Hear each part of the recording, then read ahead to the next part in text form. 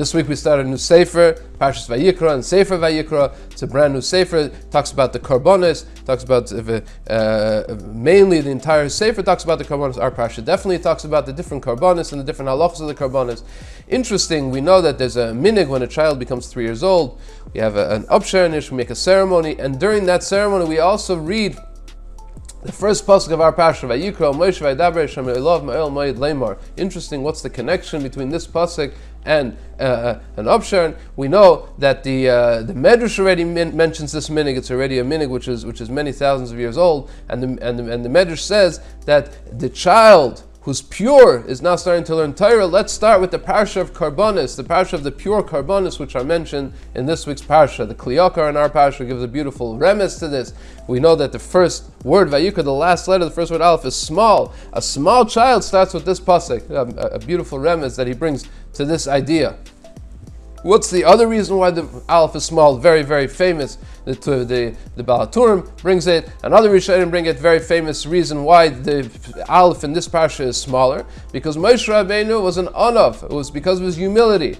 He didn't want to say the word Vayikra. Hashem called him. That's a very, very, when Hashem calls somebody, the king calls the person, that means that he's feeling very, very, very, very proud of himself. Therefore, he took away the Aleph. If you take away the Aleph, it's Vayikar. It's as if it was, it just happened to be, Hashem happened to be with Moshe, not that Hashem prepared and called Moshe, so therefore he wanted to make the Aleph smaller, so therefore he wanted to take away the Aleph, so we make the Aleph smaller. I read, there's a certain rabbi, Reb Hershel Kurzrock, who writes on the internet parsha, in internet parsha sheet 5764, he says the following idea. He says, really, it's all connected. There's these two ideas, we can connect them very beautifully. We know that the word carbon comes from the word lehiskarev, to become closer to HaKadosh Baruch Hu. Really, the point of the carbon is not just a ceremony to go into the Beis HaMikdash and do something with the animal, with the blood and the thing. The whole point of the carbon is that a person should feel that he has lacked, he has fallen far away from HaKadosh Baruch Hu, and he has to bring himself closer to HaKadosh Baruch Hu. This forno in our parasha says in the word mikem, you have to bring it from you. That means that the carbon first and foremost has to come from inside the person himself. If a person really wants to bring the carbon, he has to come to HaKadosh Baruch Hu with the idea and the understanding that he is lacking, and he has to come closer to HaKadosh Baruch Hu.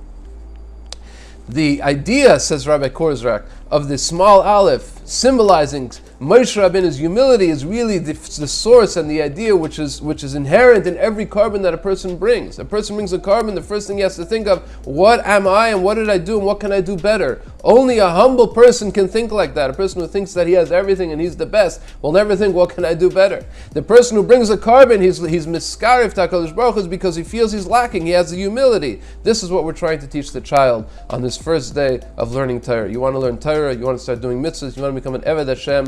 The first thing is, make the aleph small. Be humble. Make sure you understand that to bring a carbon, the first step we need is humility. The first midah that is necessary is humility. I heard a very beautiful story from Moshe and Stern Zeichet Tzadik Levracha regarding Rabbi Aryeh Levine, Rabbi Zalman Meltzer. Rabbi Aryeh Levine, as we know, was the Rav in Yerushalayim about 100 years ago. He used to daven, and between Mincha and Marav in the shul, he used to give us shir, mishnayos. He used to say some mishnayos.